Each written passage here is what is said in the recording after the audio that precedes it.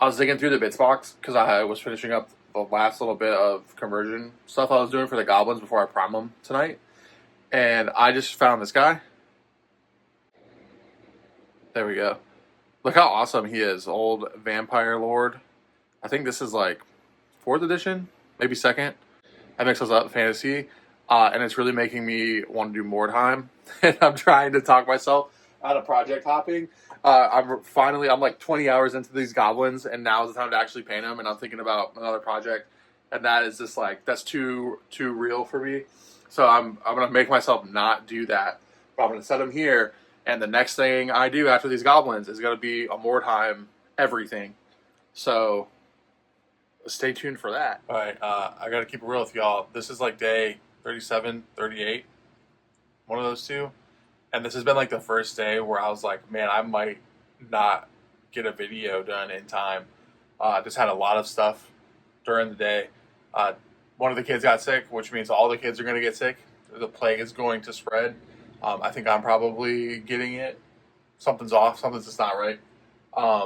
But not going to break my streak. So I was tinkering around with a 3D printer, which hasn't been working for me. I think I fixed it. I'm going to try to print some wings for the Ice King. I guess I need to swap out the resin color for this. So I'm going to get some footage of that. I think I got the 3D printer fixed. This will be the first test, but we won't know until tomorrow when this finishes printing. But if I got that fixed, that's a massive, massive hobby project progress that I wasn't expecting. I didn't get the time to prime the goblins yet, just because that's going to be, like, I don't have to clean the airbrush or like start or stop. I really just want to sit down and do it. Tomorrow I'll definitely be able to have the time to do that and actually start painting them, but it just wasn't in the cards for today.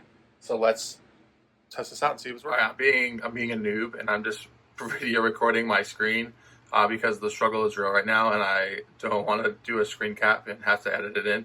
But I recently also discovered Kinsfolk Miniatures. This is their website, but I discovered them on YouTube. They make some great videos, but he's a sculptor, and he also makes some awesome, I think this really cool, really characterful models. I'm gonna go and buy all these too. But I signed up for his like Patreon thing, and this month is this woodland troll, which is just awesome. Look at this little cutie and his staff. Do him in the corner on the build plate. I'm printing this in transparent resin, so I don't want to put a bunch of stuff on here just in case it doesn't work. But I do really want to print that. But normally, under normal circumstances, I would max out this build plate. But since we think it might fail, I don't want to waste a bunch of resin.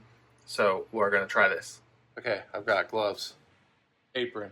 All right, I'm in the corner of the basement. I just cleaned this all out, re-layered everything. I've got clear resin going in. I need to hook up my exhaust fan again. Gonna put a decent amount in, obviously, so the print goes, but I don't want to get too crazy with it, just in case it fails and I gotta take everything out again. So we'll definitely put enough in there so it can print. Of course, while I was cleaning the printer and getting it ready, the slicer failed. All right, so hopefully this printer goes down into the vat and starts printing and doesn't try to go through the bottom of the vat, because that's the problem I've been having.